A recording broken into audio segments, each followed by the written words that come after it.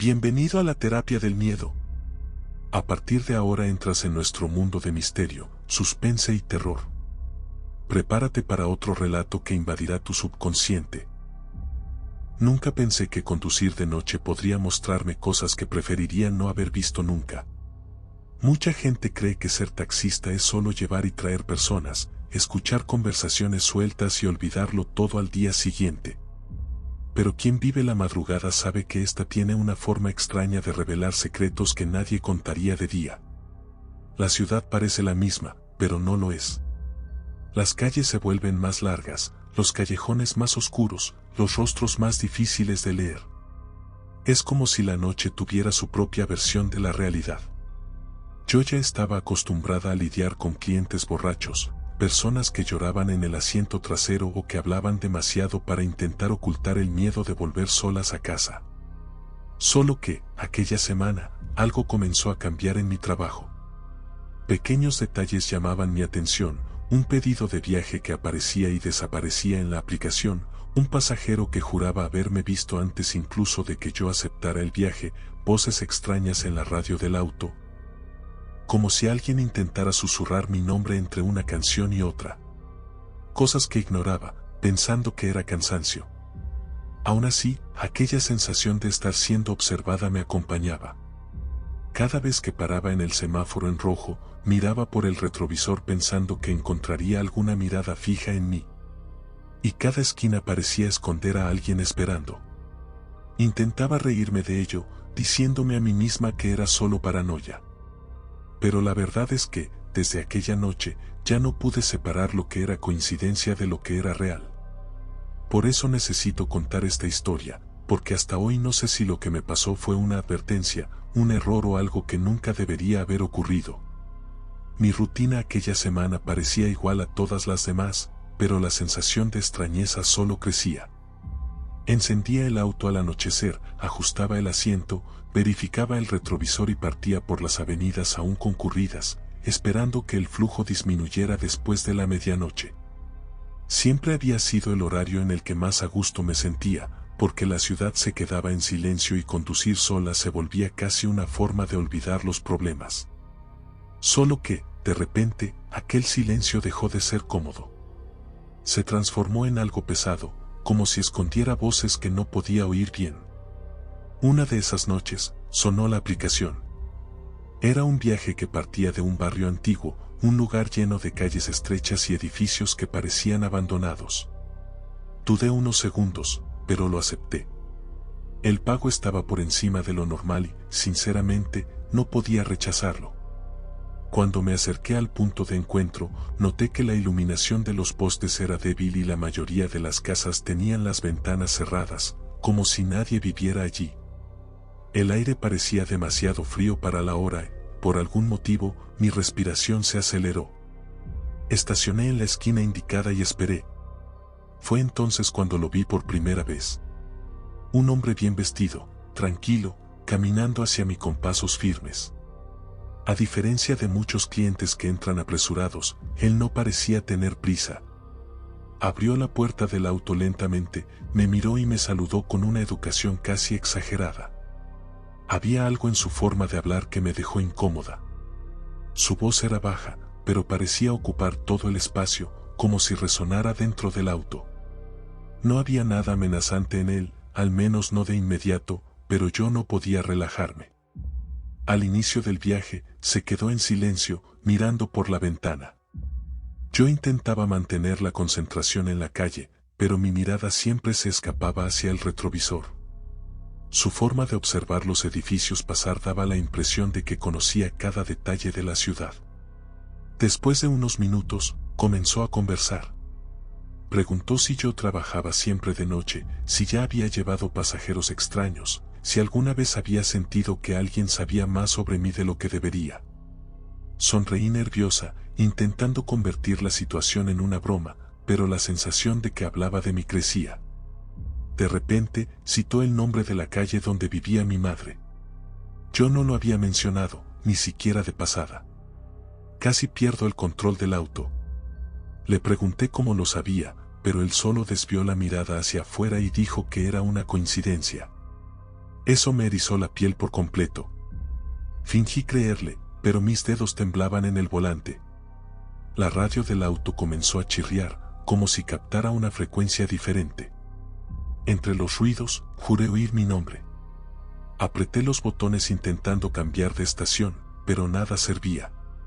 Cuando finalmente apagué el aparato, él sonrió levemente, como si supiera la razón. El destino del viaje quedaba en una zona alejada, casi en la salida de la ciudad. Según nos acercábamos, las calles se volvían más oscuras y el movimiento prácticamente desapareció. Miré por el retrovisor otra vez y tuve la impresión de que sus ojos me observaban más que los edificios. Había algo inquietante en aquella mirada, como si no solo me estuviera viendo, sino estudiándome. Pensé en cancelar el viaje, inventar una excusa, decir que el auto tenía un problema, pero algo me retenía. Era como si hubiera perdido el derecho a negarme. Y fue en ese momento cuando me di cuenta, aquel viaje no era como los otros. Algo más grande estaba comenzando, y no tenía idea de hasta dónde me llevaría. Según avanzábamos hacia las zonas más alejadas de la ciudad, sentía que el peso del silencio aumentaba. El motor del auto parecía más alto de lo normal, y cada curva venía acompañada de un frío que no venía del clima, sino de dentro de mí.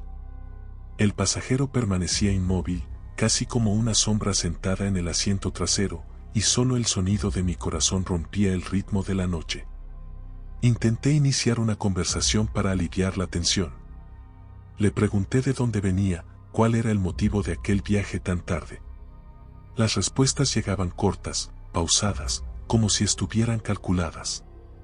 En un momento, dijo algo que me puso la piel de gallina: ¿siempre conduces por aquí, a sabiendas de quién te observa? Me quedé sin reacción. Le pregunté qué quería decir con eso, pero él solo desvió la mirada, fijándose en el vidrio empañado por la neblina. Empecé a mirar constantemente el retrovisor. A veces tenía la impresión de que su reflejo no se movía de acuerdo con sus gestos. Era rápido, casi imperceptible, pero parecía haber un retraso entre lo que veía en el espejo y lo que realmente ocurría en el asiento. Sacudí la cabeza, intentando descartar la idea de que estaba imaginando cosas, pero la sensación no se iba.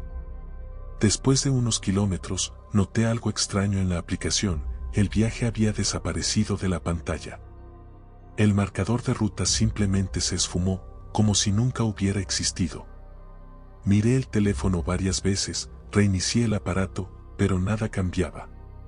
Cuando me di cuenta, el hombre sonreía discretamente, como si supiera que yo estaba confundida. Decidí disimular, diciendo que necesitaba parar en una estación de servicio para repostar.